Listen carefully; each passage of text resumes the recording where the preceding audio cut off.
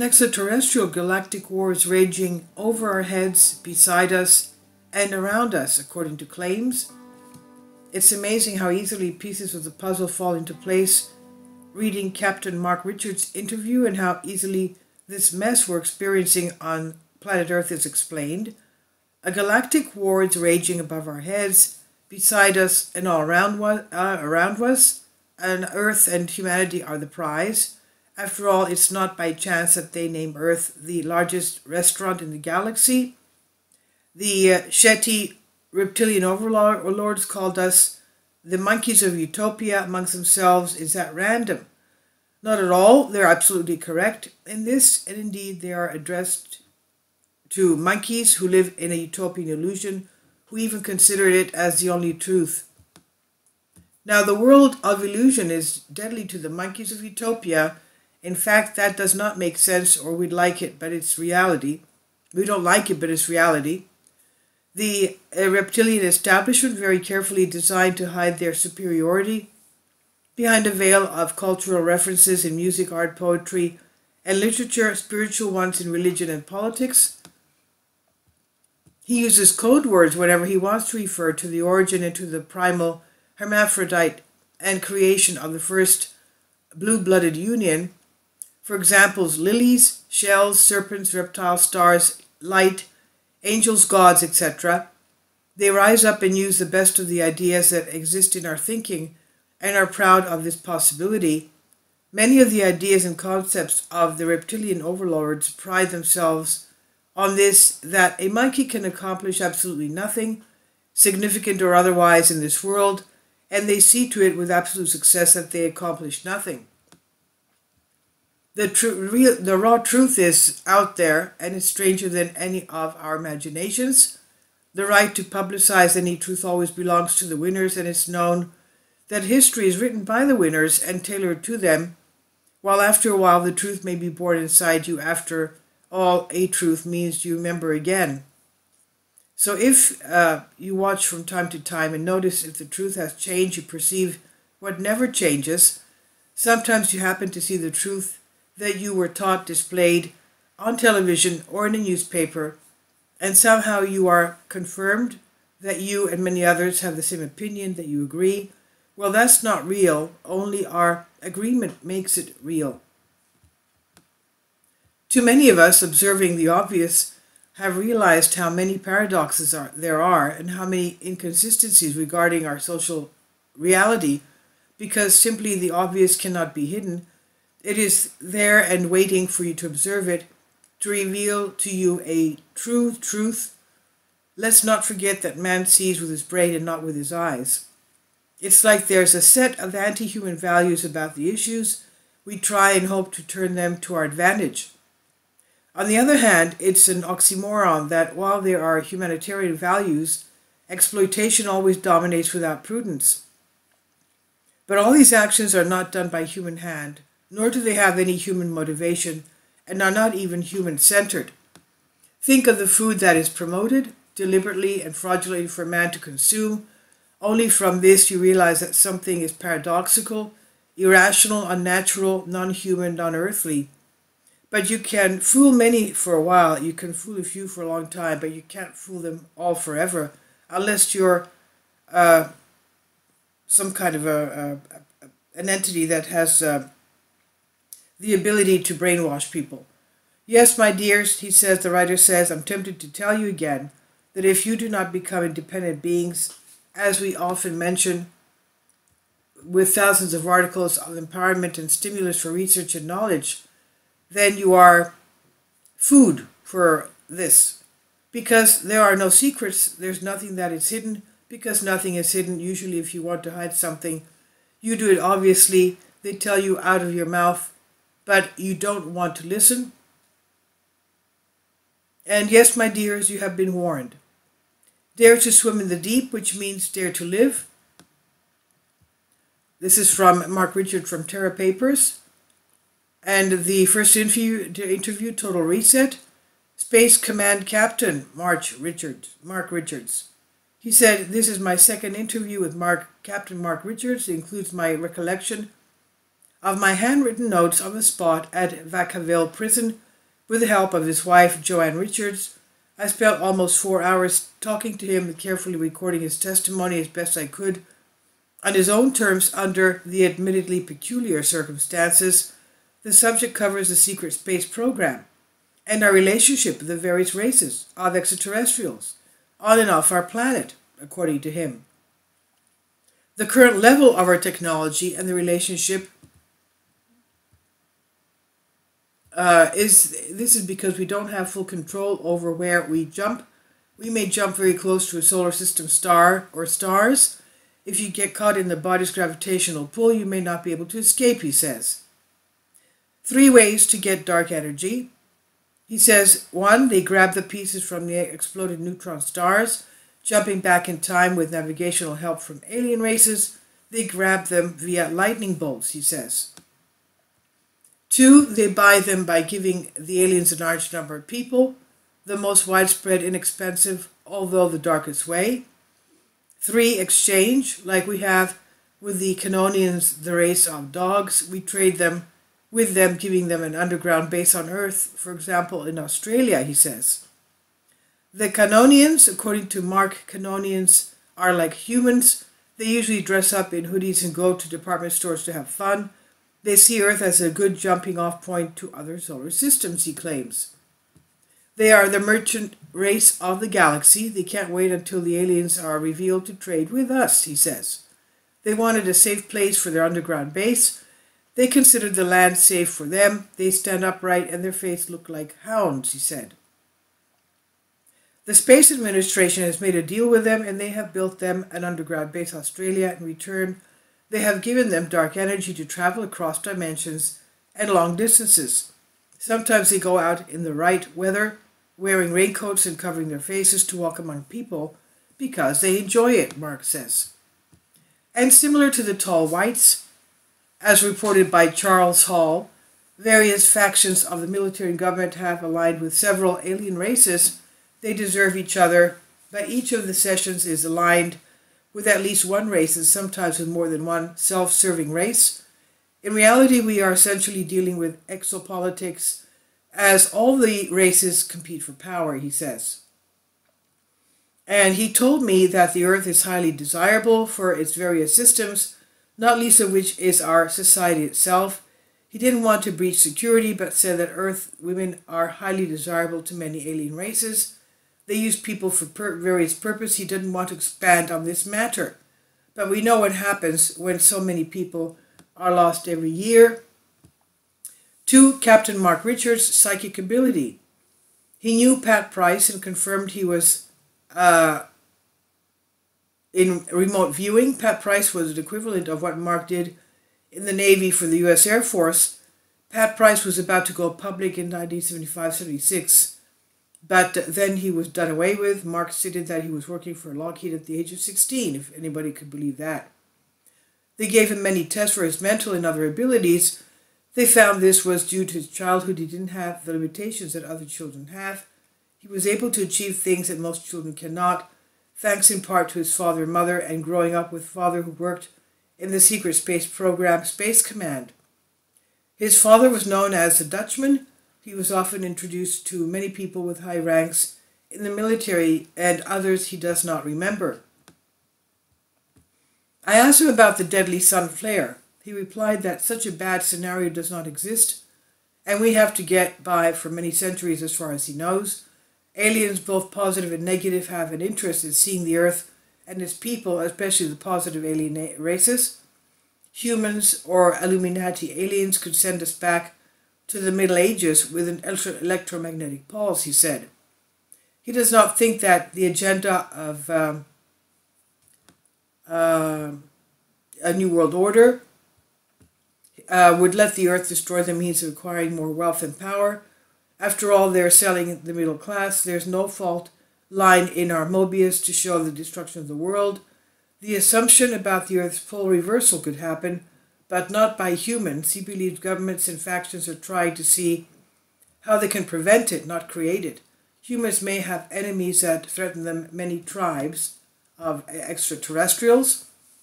Now, number 3, the black goo glue entity, product of artificial intelligence. It was probably, he says, yes, introduced accidentally from an extraterrestrial source, possibly reptilians.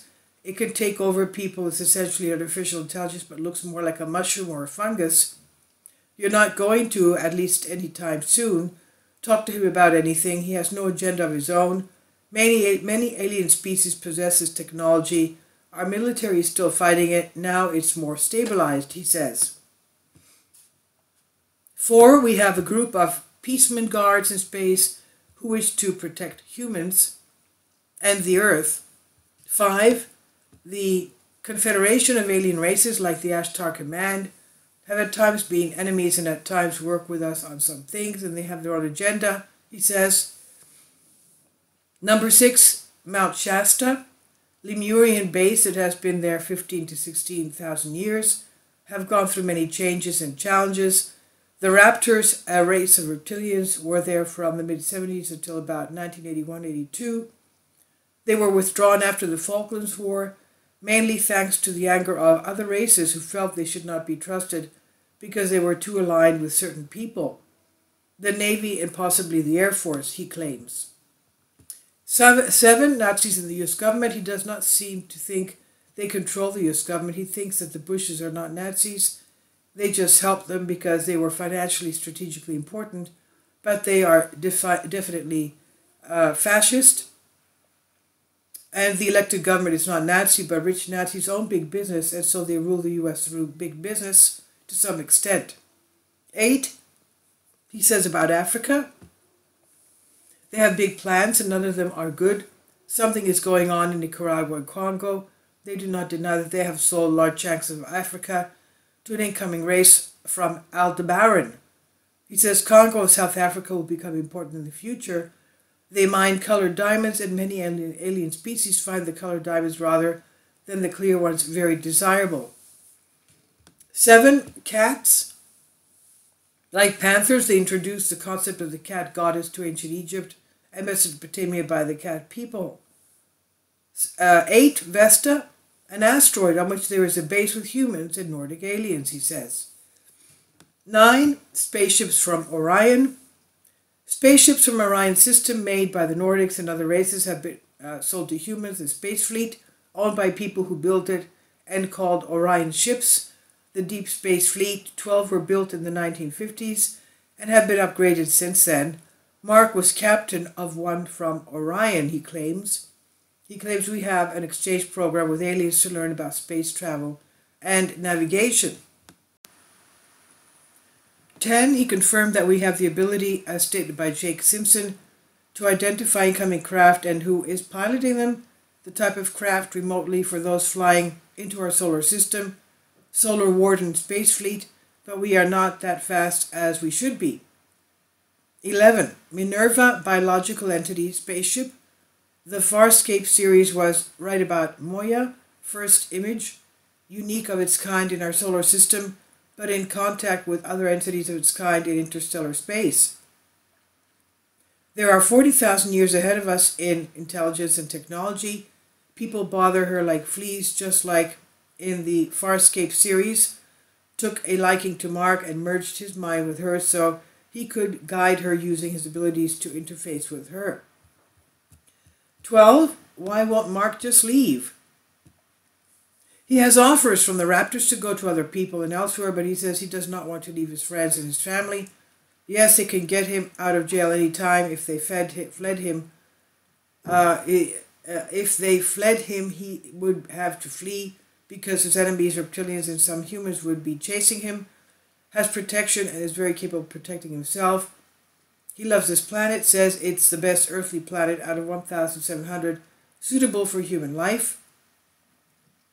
13, geoconfiguration of the satellites of